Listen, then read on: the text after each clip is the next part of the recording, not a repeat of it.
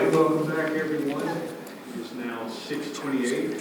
This is the City Council work session for the City of Bel Air Beach. Please rise and join me in the Pledge of Allegiance. Pledge allegiance to the flag of the United States of America and to the republic for which it stands, one nation, under God, indivisible, with liberty and justice for all. Patty, would you please call the roll? Councilmember Frank Bankert. Still present. Councilmember Mark Chester. Here. Councilmember Belinda Livingstone. Here. Councilmember Leslie Notera. Here. Councilmember Lloyd Roberts. Here. Mayor Dave Gaddis. Here. City Manager Kyle Riefler. Here. City Attorney Randy Mora. Present. And Vice Mayor Jody Shirley was unable to attend. Thank you, Patty. We're going to move right over to the first agenda item, which is discussion of increasing the rates for solid waste and recycling collection services. Mr. Riefler, you have it. Thank you, Mayor. So what I tried to do with this spreadsheet is illustrate the current rates that we bill our residents per unit, whether it's a single-family home or a multifamily condominium unit.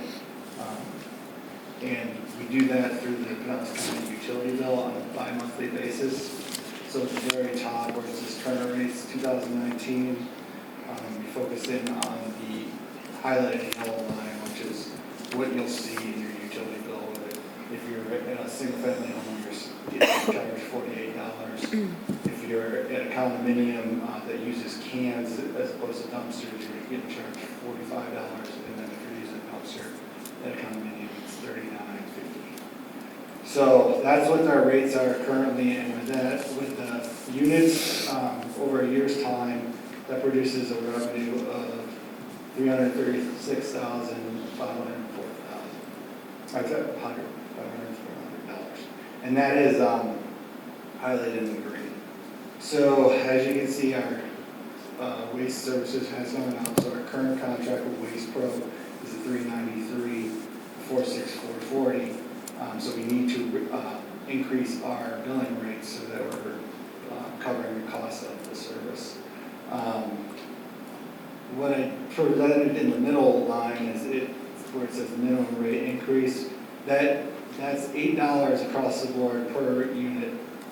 So for a single family home, for the bi-monthly fees, it needs to go from $48 to $56 every 2 months.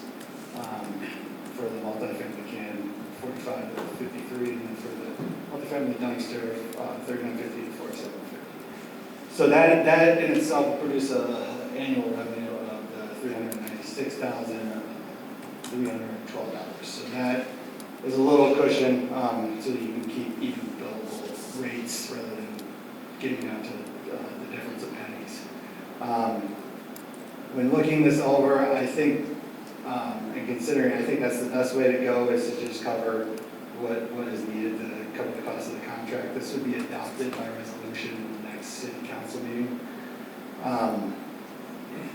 And then probably most likely the CPI is going to go up next year, so we're probably going to have to do a slight rate increase, but it can be explained to the residents that, along with the CPI, that's the reason that they're seeing the rate increase. And the plan is when we do put a rate increase out in the utility bill to have a explanation of a flyer that explains, to the resident what occurred, how much our services have gone up, and the reasoning for the higher bill rate.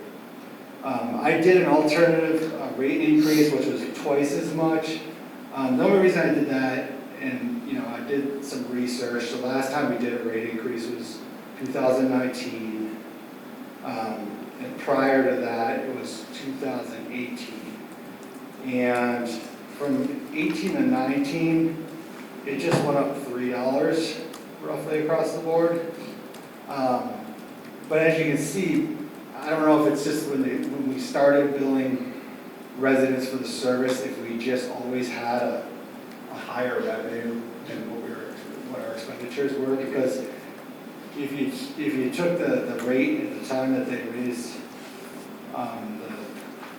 the cost $3, so the utility bill $3, we already were meeting the cost of the service.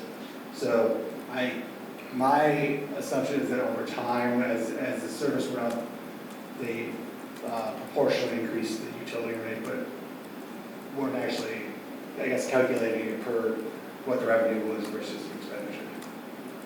So I put that bottom line, that would, if we were to go back to 2019, as we can see, the 2018 waste management contract was, $283,623.25.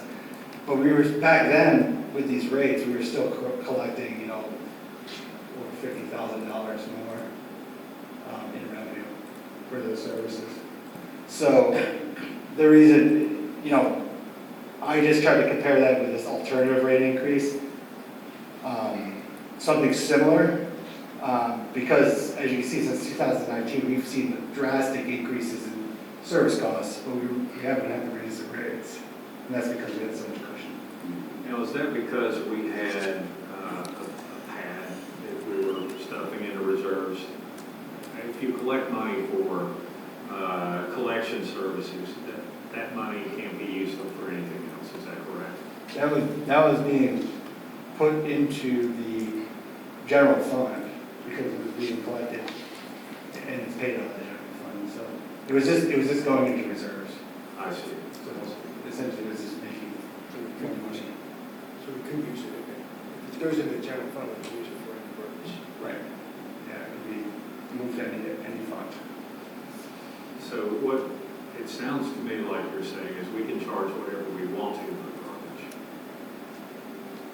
I'm in no way, I don't want anyone to think that I'm proposing that, but I'm a little confused that we're collecting 118% revenue to contract one year, and that 18.64% was not spent for what we collected for.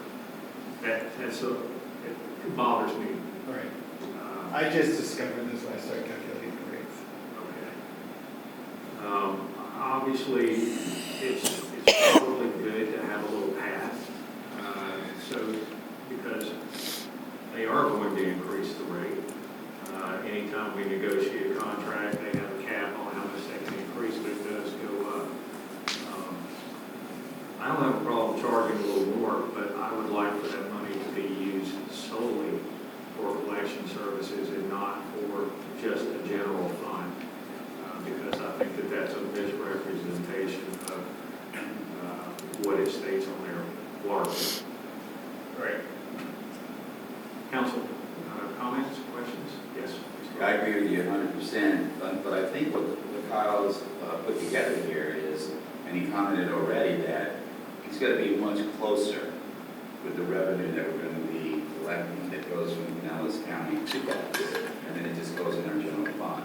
Yes. So there's less likelihood that there's going to be padding there. We can just do that each year, right? We can just change that number each year.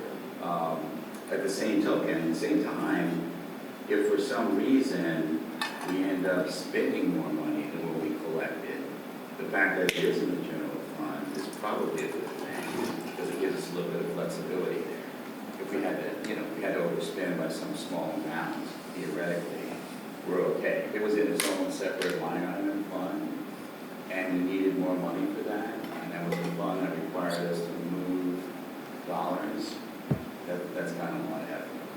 So, but I agree with you 100%. This minimum rate increase, which still gives us, like $3,000 padding, that if there were some additional charges by the company, we should be okay. And that's pretty much what we get charged for. We pay Pinellas County to use their utility bill system. Oh, we pay them for the service? Yeah, for the that. mailing. Okay. Yeah, in the accounting. All right. But it's not $50,000. Right. I thought they just did it for free because they like this.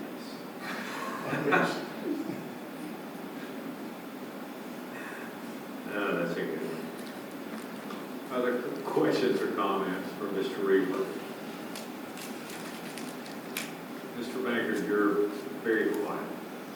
Well, we're gonna get an $8 increase, we should have got, what, 4 or 5 for a single family.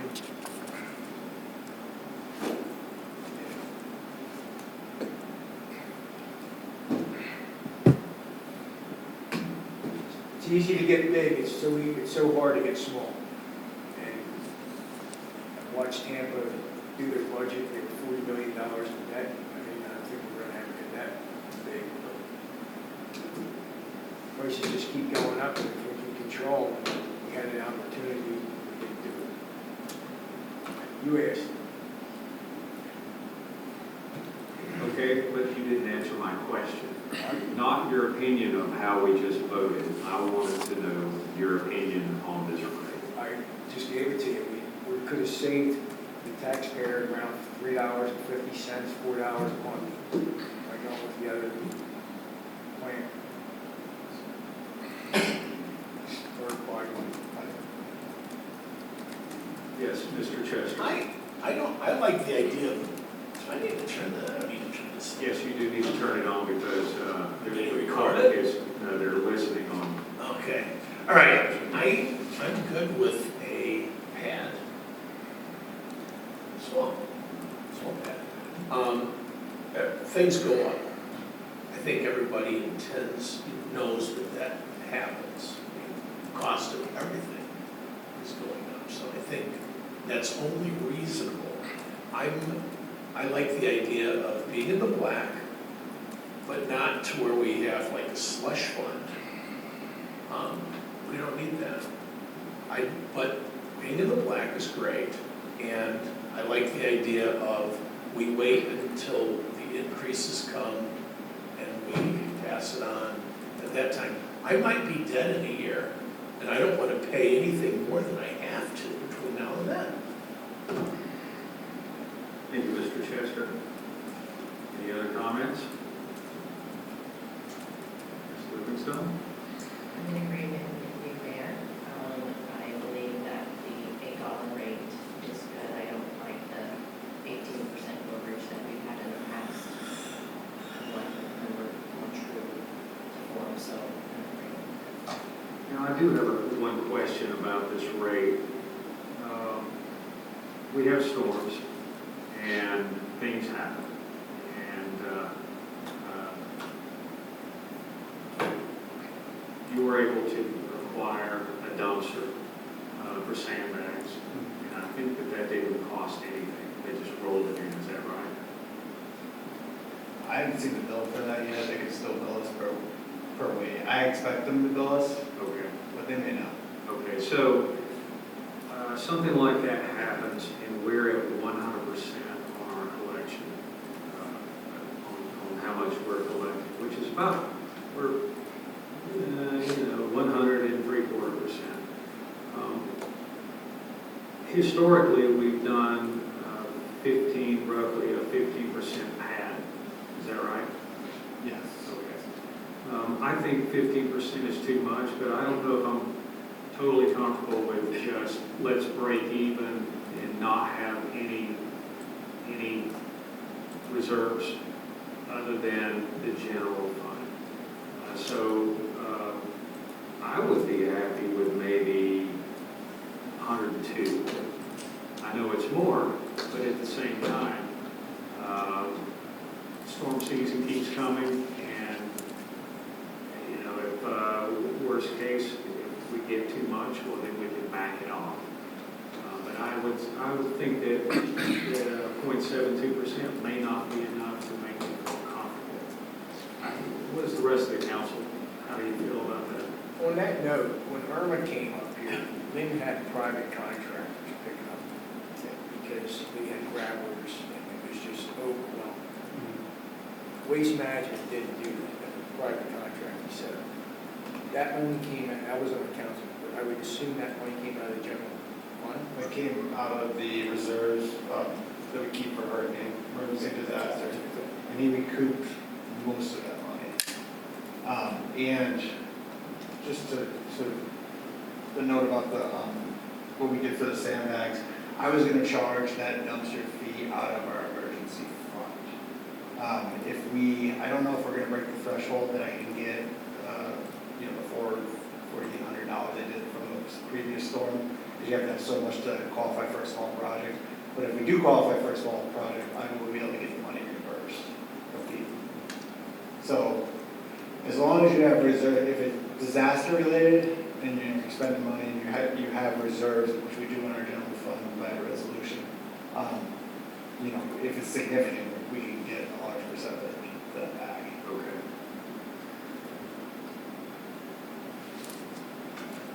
Yes, Ms. Matera.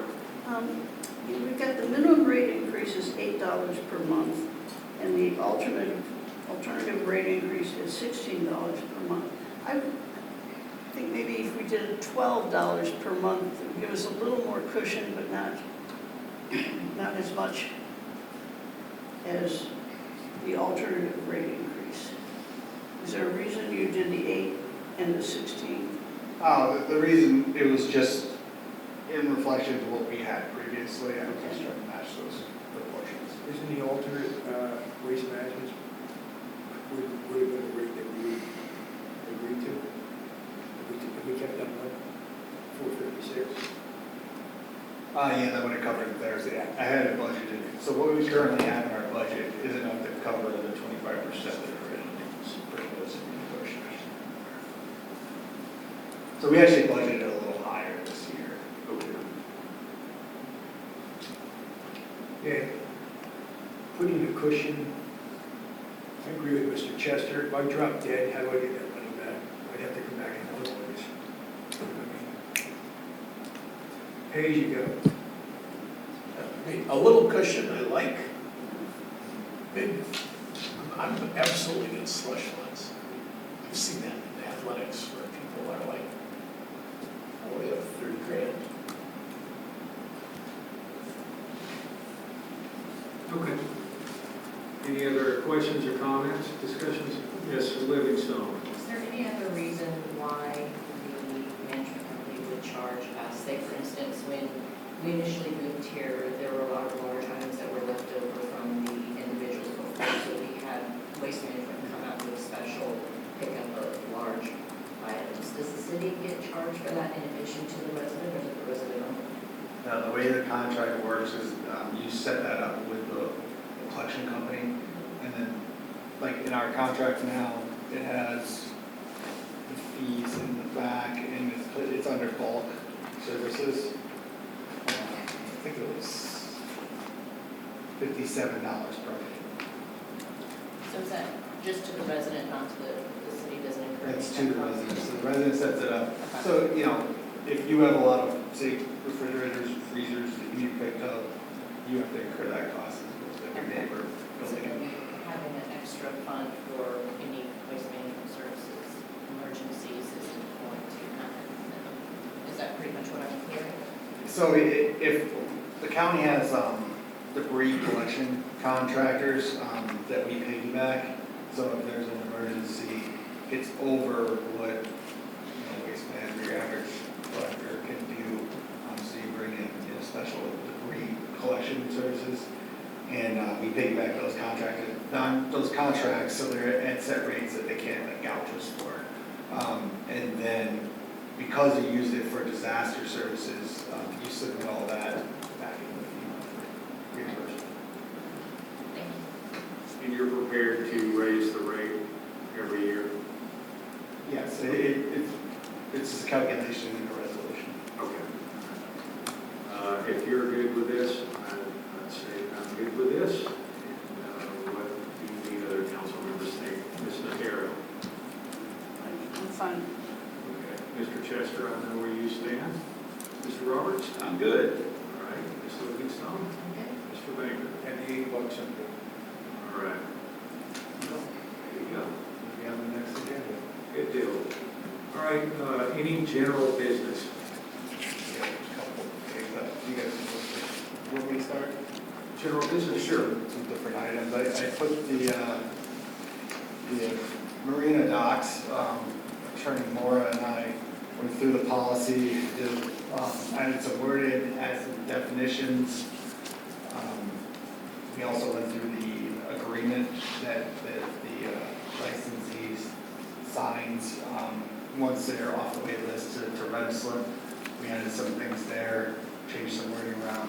So I provided that. I sent that via email and provided a paper copy. So I'd like you guys to review and kind of give me any comments, because we've been working on this for, I think, over a year now, close to it. It's more than that. I'm trying to, It's actually more than two complete terms. So yeah, I'd like to get it for approval in a regular meeting, and then, put it into action. So if you'd like to read through carefully and make sure it makes sense and it's in line with what, the council's vision is for the agreement. This will be voted on by resolution. This would be Contract with a resolution, right? We'd probably just do a resolution setting forth the policies, just to make it clear that it's adopted by the council. What else? So BVCF, or Bella Beach Community Foundation, is looking for their next project to be doing a Veterans Memorial at Crossman Park. So they asked for me to run this idea as soon as possible so they could try to raise funds for this.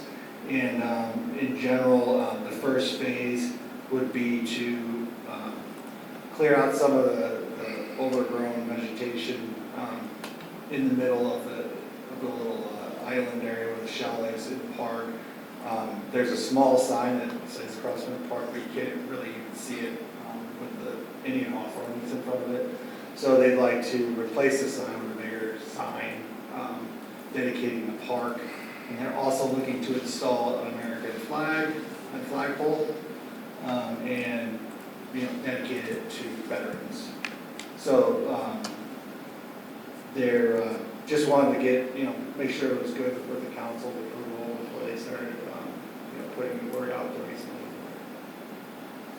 Council? Comments? Like the idea, don't like the idea? I like the idea. I don't want anything for veterans. How big's the flag gonna be? 25 It's foot. gotta be big. Not as big as City Hall, but We have an ordinance on the size of the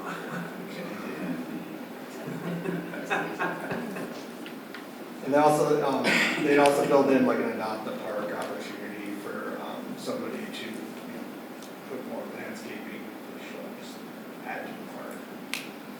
It's nice to see that we have someone who is contributing to the community, doing cool things. How is the kayak launch? How's that being received?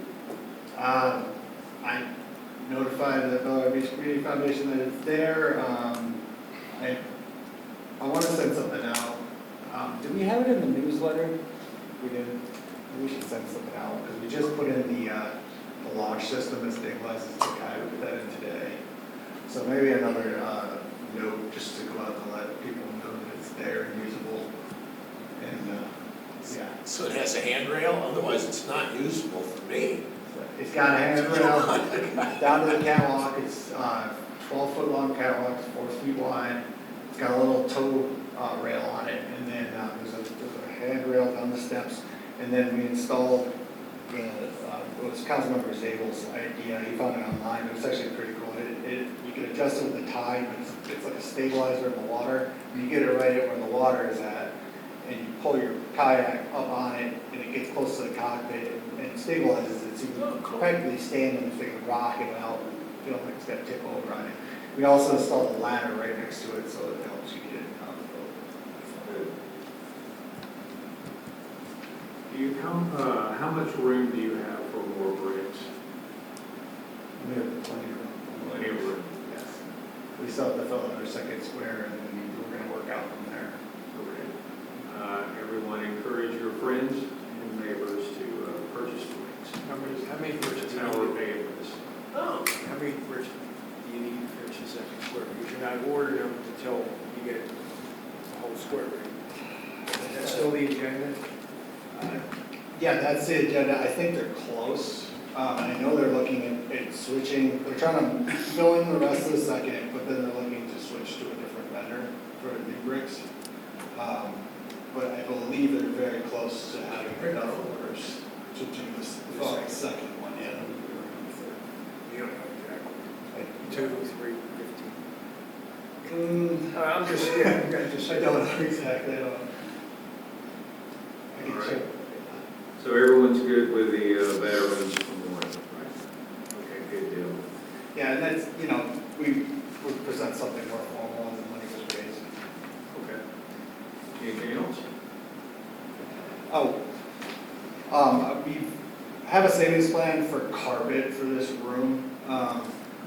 If you look at it closely, it's starting to get some pretty good stains. I found Sourcewell contracts that would cost us roughly between 24 and 36,000 to replace the carpet, all in this room up on the dais. And it would be with quality carpet. But, you know, we probably could get maybe a lower price once we decide. The difference in price is based on the not so much the quality of the carpet, but the design pattern. So I guess they call it knit time that it takes to produce the square. It costs more money if it's more machine time. So if it's something we're interested in doing in the near future, then I would like to, I have a bunch of samples, but I'd like to get the council's input on what they feel would be the best design in here. And then we can find out what that cost would be and possibly get some more quotes and find a good price. How old is this? This is from the installation, it was installed in the building, so 2010. How many events a year occur on this carpet? Rentals or Rentals. meetings, rentals, so we definitely have at least 2 to 3 months where every weekend we have some kind of event. So I mean, that's roughly 24 and then some sporadic. I'd venture to say like mid-30s. And what's the, what would you say the average fee we are charging to make use of this room for an event? Most of them are non-resident, and that is 1,600. Okay. So we've made a lot of money off this carpet. I don't have a problem with that at all. It's got a lot of use. We've cleaned it several times, and we have our own little carpet cleaner that we really try to get that. There's a big stain over there, but it keeps coming back. What will do that, yeah. This is our sand. Did you take the points? This is our sand. This is how we make revenue. Yeah. 1,600, that's pretty good. Kyle, try to get the word out to get every weekend filled, okay? Hey, and, you know, we're looking to, you know, everything's going up, like we said. We're looking to kind of bring this. What's the residence rate? Residence rate, it's, I want to say, maybe 4. It's pretty low. Yeah, it's what you're doing. Probably in the 500. Okay, anything else you'd like to discuss? That is it for now. Council, any general business? Yes, Mr. Chester. Just a concern with our sand that's getting dumped in, which is going well. My wife went to pictures to share. There are people that don't want to wait in line and they're zipping through the neighborhood. I was wondering if on the times that we're getting the dumping, if maybe we could have a deputy kind of hanging out there a little, just to, I don't mean out in the middle of the road on Gulf, I mean where people are cutting through, because they're running through stop signs and speeding. Part of the problem is that you never know which intersection is going to be open. And you may have experienced that already. I'm going to tell you right now, these trucks, they have no ethic. They are, they're trying to get that sand in as fast as they can and get the heck out of here so they can go get a second load and come right back and do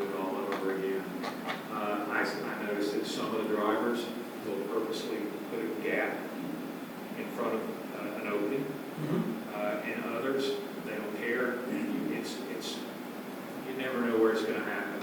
I thought, well, maybe I could drop down to 19th and get out, well, now they're backed up all Right, the no, way. that's not what I'm talking about. What I'm talking about are the people that are trying to avoid the line.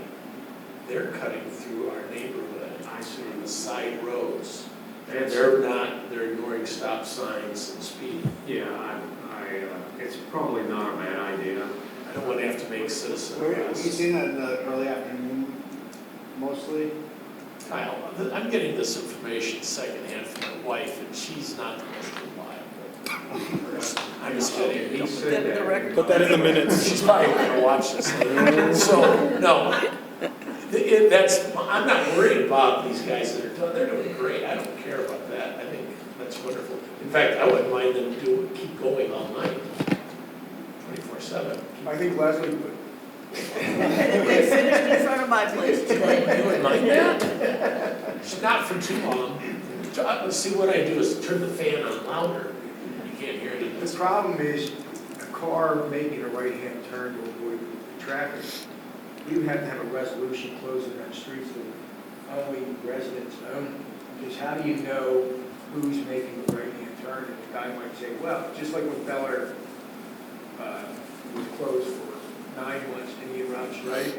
They had signs up, no thoroughfare and everything like that, and the cops were pulling our Vice Mayor up to it, you know, because cut through. Yeah, I'm not worried about the traffic as long as they go the speed and This is America. That doesn't happen. no, I know, but in a neighborhood, it's, hey, listen, I'm not gonna say anything about it. If this is the problem that I think it may be, because we have the same issue whenever Clearwater Beach is backed up. We have all sorts of issues like that.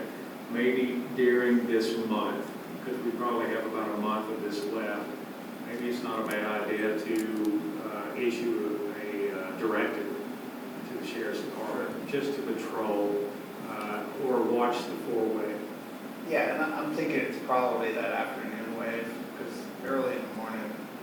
Well, in the morning, when they're doing it in the morning, which my wife and I are concerned about, are the people that are walking, riding bikes, walking their dog in the neighborhood, you know, and then you have people that are non-residents that are flying through there, and they're in a hurry.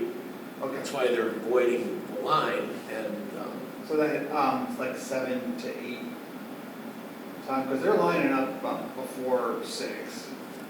And then, you know, once the social comes up, they're turning in. It's something they're doing, I've seen it, I've seen what that occasionally a dump truck will be crossing sideways.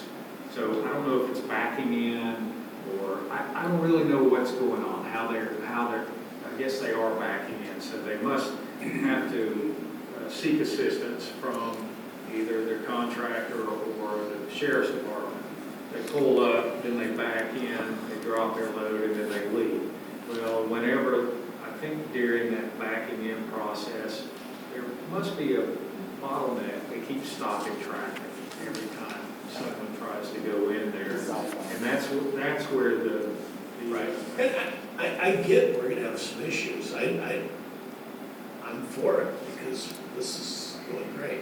I'm just concerned about, I don't want somebody to get hit on side streets that is out walking. We have people that wear headphones and all sorts of crazy things. So, So I'll notify the captain. Okay, all right, that'll work. Well, what can you really do?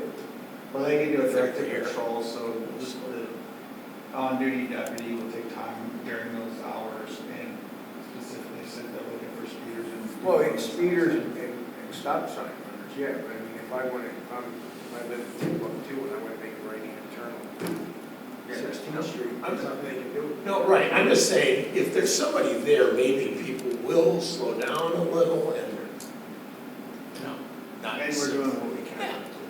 And they are, I've noticed that they just sit in their car, and they're just sitting in the meeting, and they're not doing Those anything. extra ones. Yeah, so maybe what they could do is maybe go on one of the side streets and sit there, That's all I'm something suggesting. like that.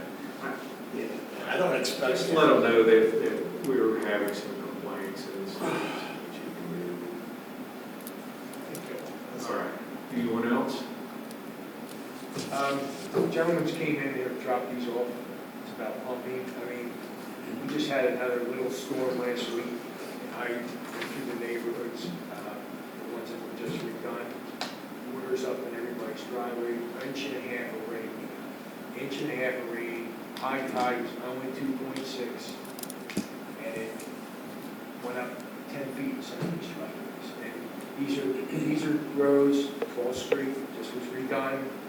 If you look at what we're spending, we're $2.5 million in bond, plus storm sewer tax, we need to scrap that whole thing. Because if you look at the streets that we're gonna redo, we're not replacing anything that's gonna minimize flood. We're not doing anything to reduce the stormwater surge. And the only way you're gonna get rid of it is by pumping it out some way. It was disgusting last week on my street, the 7th Street, 3rd Street was horrible, 12th Street was bad.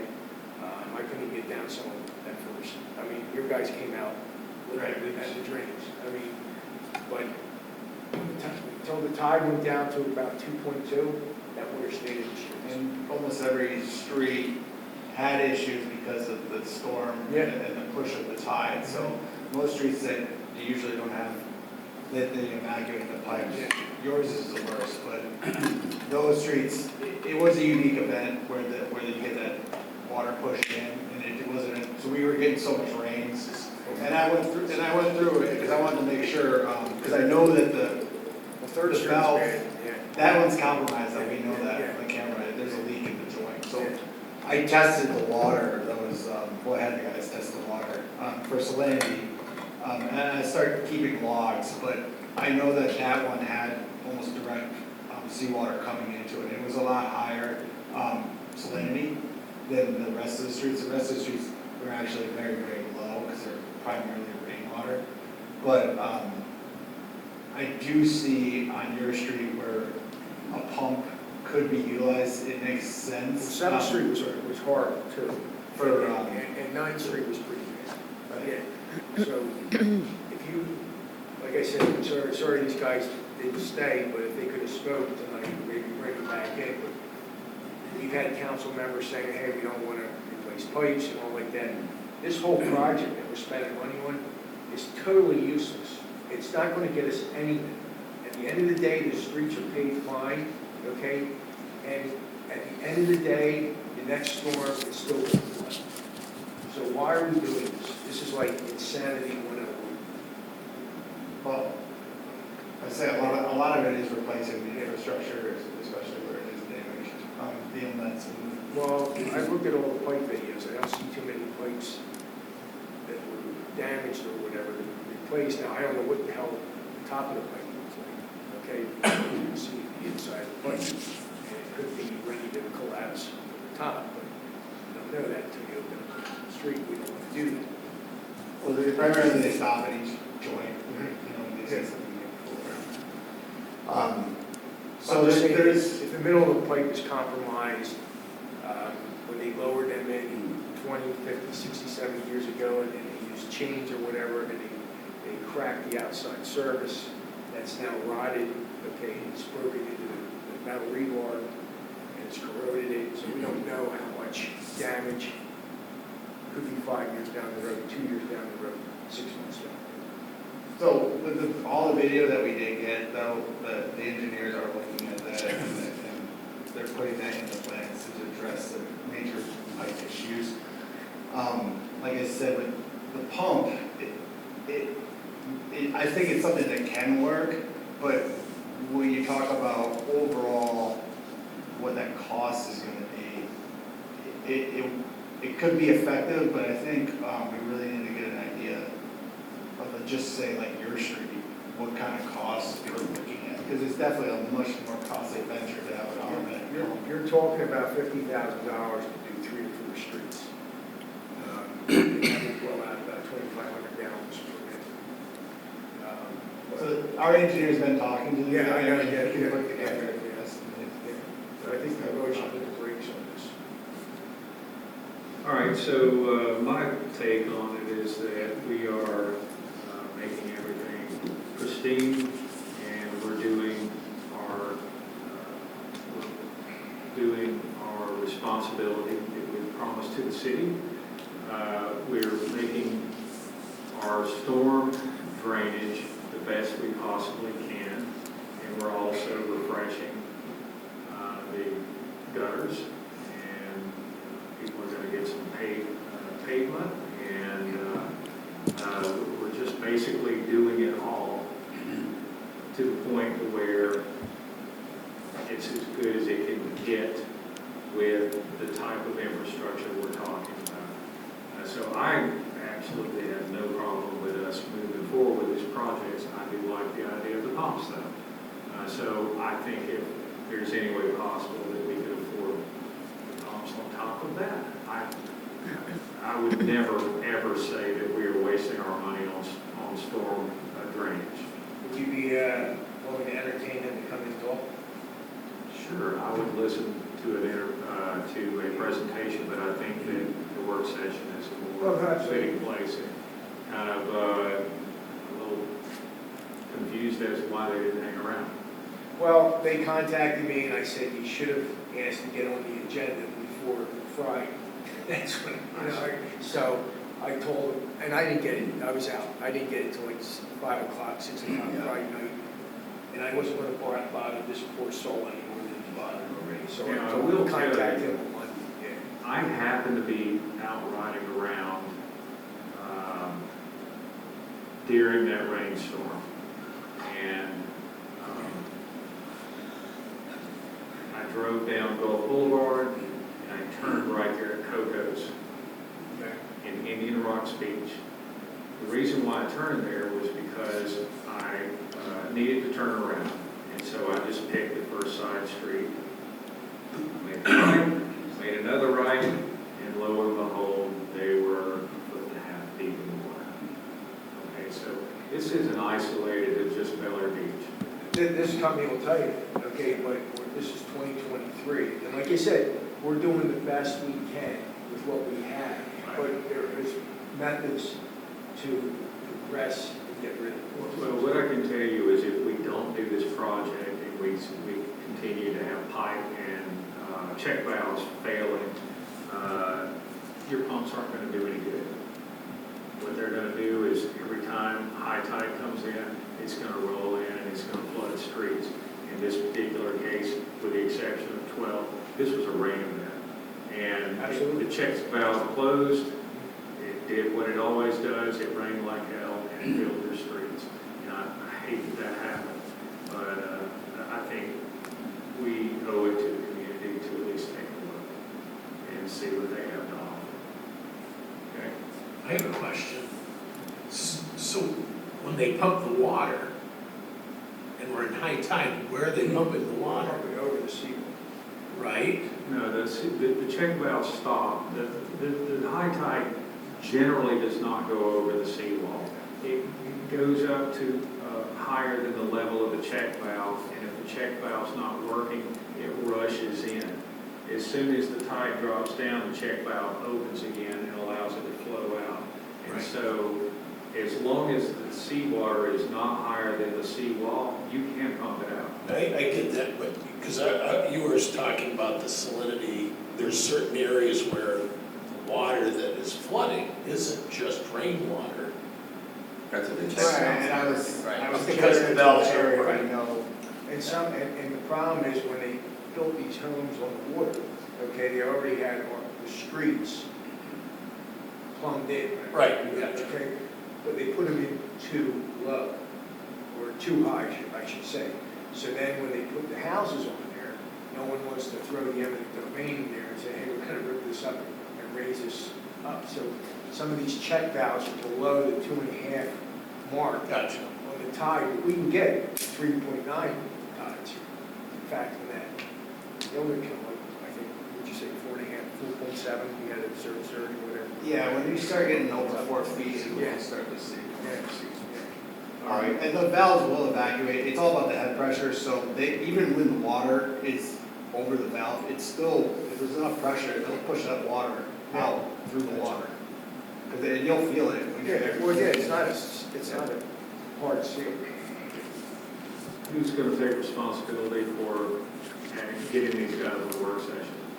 I I can do it, or Yeah, I'd like to coordinate, like I said, the engineers with them, and they've been talking, Okay. so that we can have them come in. All right. All right, now, I only have one item that I would like to bring up, and, I always hate whenever I want to introduce something that sounds like we're over-controlling or overreaching, but in this particular case, I want to see how the council feels about it. Whenever we had the last storm, we weren't draining properly. It wasn't because of our check valves or our pipes, it was because all of this pine bark mulch was floating all over the place, and finding the fastest way, the path of least resistance, and plugging all of our drains. My question is that something that belongs in Miller Beach? Should we seriously take a look at this and determine if we should consider banning it, or am I just, I don't have the problem in my yard. I don't have a drain that I have to worry about, but I know that others do, and I saw it on the southern half of Bel Air Beach. It was bad. So, thoughts? my neighbor across the street, it looked like Paul Mike had a wood chipper. It was so bad with debris. I mean, I don't know where it all came from, to be honest with you, but I remember when I first moved in here, I bought chips. And my neighbor was Lynn, and he goes, they float really well. I go, what the hell are you talking about? I said, well, when the first storm comes in, you're gonna see it all over your yard. That's why we put shells and rocks there. And like ding ding, but you make a good point. Because it was a total mess. Well, I saw entire streets, after the water receded, you couldn't see the streets. Yes. Or all of the pine bark or mold, whatever you call that stuff. Can you ordinance that out, or can you? Well, I think aren't we past the moratorium now? At the end of this month, correct? No, I believe that goes through October 2025. Oh, 2025, okay.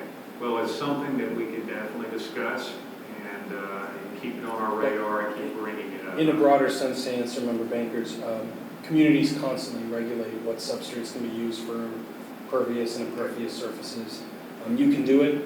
The challenge I think that you face from a regulatory standpoint here is how are you going to phase it out or cite people for it if it's been down, if we did regulate it. And I'm not saying we couldn't, just saying I think that'd be your bigger challenge, but as a legal, can you, generally speaking, absent what we presently have from the legislature, yes?